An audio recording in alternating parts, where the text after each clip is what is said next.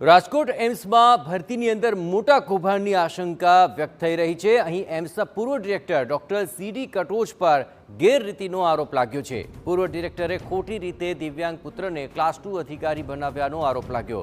આ દિવ્યાંગ પુત્રને મેડિકલ ફિટ બતાવી એમ્સમાં ક્લાસ 2 અધિકારી બનાવ્યાનો આક્ષેપ છે। ડોક્ટર કટોચના પુત્ર ભાવેશ કટોચને બંને આંખમાં તકલીફ છે।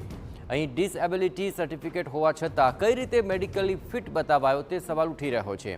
ભાવેશ કટોચને 60% ડિસએબિલિટીનું સર્ટિફિકેટ છતાં કઈ રીતે મેડિકલ ફિટ છે તે અત્યારે મામલો ગરમાયો છે।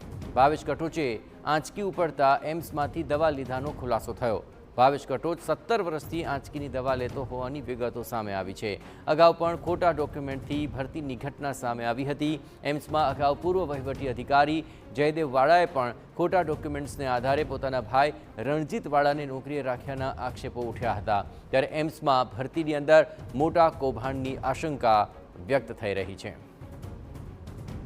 વધુ વિગતે વાત કરવા જોડાઈ રહ્યા છે રાજકોટથી સંવાદદાતા મોહિત ભટ્ટ। મોહિત, એમ્સને લઈને વારંવાર આવા વિવાદો ભરતીને લઈને સામે આવી રહ્યા છે। હવે આ મામલાની અંદર શું ખુલાસો થઈ રહ્યો છે અને તેને લઈને કોઈ કાર્યવાહી થશે ખરી? જયેશ, એમ્સના પૂર્વ ડિરેક્ટર ડોક્ટર સીડીએસ કટોચ છે તેમને તેના પદ ઉપરથી હટાવી દેવામાં આવ્યા હતા। જો કે ત્યારબાદ હવે તેના એક પછી એક કૌભાંડો છે તે સામે આવી રહ્યા છે। સૌથી મોટો આક્ષેપ એ થઈ રહ્યો છે કે પોતાના જે દિવ્યાંગ પુત્ર છે તેને એમ્સમાં ફિટ બતાવી અને ક્લાસ 2 અધિકારી તરીકે તેમને નોકરી છે તે આપી દીધી હતી। ભાવેશ કટોચ જેઓ ફિઝિકલ રીતે ડિસેબલ હોવા છતાં તેઓ ફિઝિકલ રીતે સક્ષમ છે તેવું સર્ટિફિકેટ આપી અને તેને નોકરી આપી દીધાનો આક્ષેપ છે તે થયો છે।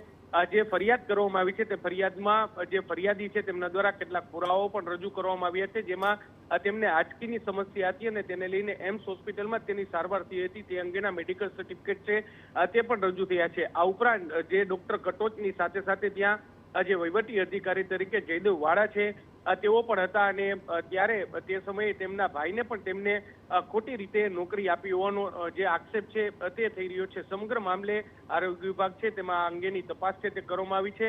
જે રાજકોટના સાંસદ પરસોત્તમ રૂપાલા છે તેમના દ્વારા પણ દાવો કરવામાં આવ્યો છે કે આ ફરિયાદ છે અમને મળી છે અને તેને સંબંધિત જરૂરી તપાસ કરવા અને જરૂરી કાર્યવાહી કરવા માટે જે કેન્દ્ર સરકારના આરોગ્ય વિભાગ છે તેમને જાણ કરી દેવામાં આવી છે। જોવાનું રહેશે કે આ ફરિયાદના આધારે આગામી દિવસોમાં કયા પ્રકારની કાર્યવાહી થાય છે।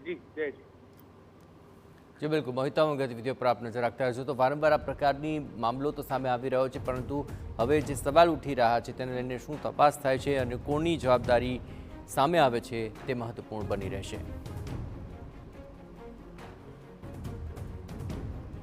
ભાવેશ કટોચને આંચકી ઉપડતી હતી અને 17 વર્ષથી તેની દવા પણ લઈ રહ્યો છે, છતાં પણ ભાવેશ કટોચને મેડિકલી ફિટ બતાવવામાં આવ્યો છે। તેની પાસે સર્ટિફિકેટ પણ છે અને આ ખોટા ડોક્યુમેન્ટ સાથે તેની ક્લાસ 2 તરીકે ભરતી થઈ ચૂકી છે અને આ જ સમગ્ર મામલો હવે સામે આવ્યા બાદ હવે શું તપાસ થશે તે જોવાનું રહેશે। પણ પૂર્વ ડિરેક્ટર દ્વારા આ પ્રકારનો કારસો રચાયો હોવાની વિગતો સામે આવી અને તેને લઈને હવે તપાસ કરવામાં આવી રહી છે, જ્યાં ખોટી રીતે પુત્રને તેણે ક્લાસ 2 અધિકારી માટેનું ડિસએબિલિટીનું જે 60% ડિસએબિલિટીનું સર્ટિફિકેટ આપ્યું છે છતાં પણ ફિટ બતાવાયો છે। ત્યારે ચોક્કસપણે વારંવાર એમ્સની અંદર જે ભરતી થાય છે તે શંકાના દાયરામાં આવી છે।